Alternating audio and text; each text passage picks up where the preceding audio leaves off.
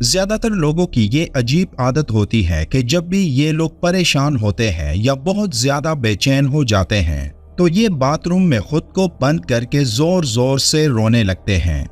अक्सर ड्रामों और फिल्मों में भी ऐसे सीन्स देखने को मिलते हैं और शायद ये इसी का असर हो कि हमारे मुआशरे में भी आजकल यही होता है।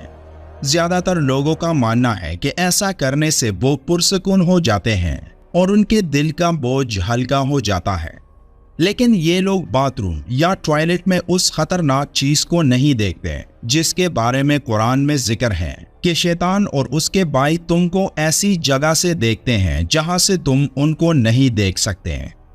क्या आपको मालूम है कि ज्यादातर शयातीन कहाँ रहते हैं?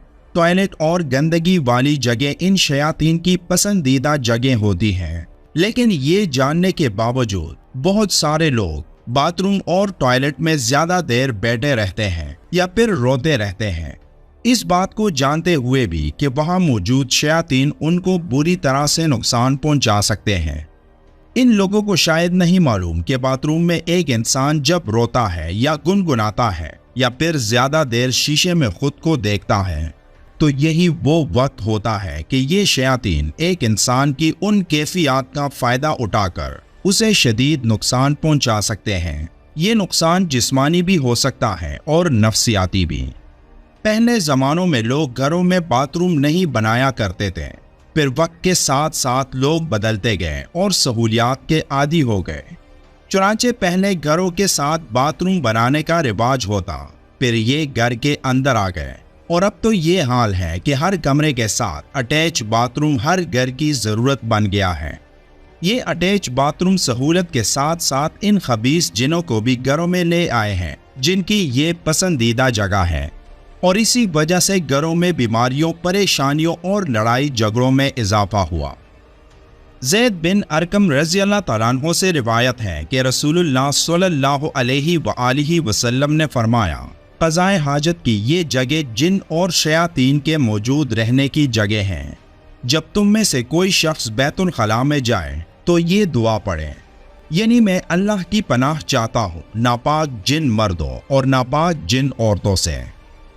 इस दुआ के मतलब से जाहिर होता है कि बाथरूम में जिन वगैरह होते हैं वो भी नजस और नापाक जिन। ये चीज़ें इंसान को नुकसान पहुँचाने से गुरेज नहीं करती, इसलिए बाथरूम में जाने से पहले दुआ पढ़ने का हुक्म है ताकि हम अल्लाह की पनाह में आ सकें। इसके अलावा बाथरूम की सफाई सुथराई पर कभी भी समझौता मत करें। रात सोने से पहले बाथरूम की अच्छी तरह सफाई करके सोएं। दूसरी अहम बात कि बाथरूम में नंगे सर नहीं जाना चाहिए। ये चीज़ भी ख़वातीन को रूहानी तौर पर कमज़ोर करती है।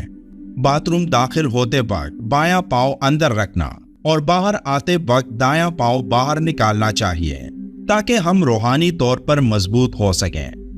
तीसरी अहम बात कि बाथरूम में कभी भी कपड़े मत लटकाएं, क्योंकि बाथरूम में एक रात तक लटके रहने वाले कपड़ों में जितनी नेगेटिव शुआएं भर जाती हैं तो उसका खात्मा तकरीबन नामुमकिन हो जाता है।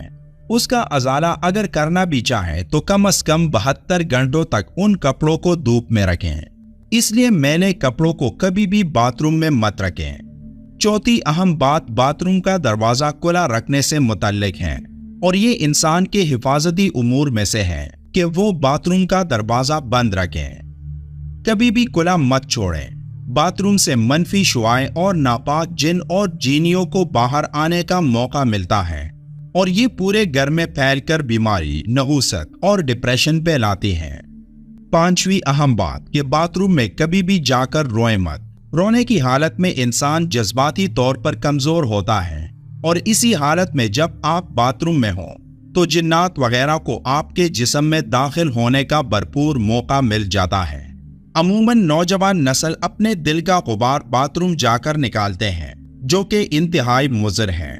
बाथरूम जाकर गुफ्तगू करना या रोना शादी की ताखीर और रिस्क की तंगी का बायस बनता है। मुश्किलात मुस्तकिल तौर पर डेरा डाल देती हैं। इस अमल से तशन्नुज और मिर्गी जैसी बीमारियां तक हमला आवर होती हैं। बाथरूम में कभी भी खुशबुएं, अतर वगैरह ना रखें और ना ही इन चीज़ों का इस्तेमाल बाथरूम में कीजिए। अपने घर में वक्तन फवक्तन खिड़कियां खोल दिया करें और हर दूसरे तीसरे दिन सूरह बकरा की तिलावत लगाइए। इस अमल से आप अपने अंदर एक मस्बत तवानाई और बेहतरी महसूस करेंगे। घर में ज्यादा आईने लटकाना भी रूहानी तौर पर दुरुस्त नहीं।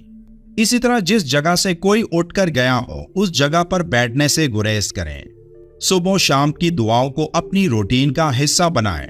औरतें अपने बालों को कभी भी काटे बगैर और बिस्मिल्लाह पढ़े बगैर मत फेंकें, क्योंकि आज भी गांव वगैरह में औरतें अपने बाल सरे आम नहीं फेंकती बल्कि मिट्टी में दबाती हैं, क्योंकि उन बालों पर शयातीन जादू वगैरह करके नुकसान पहुंचाते हैं।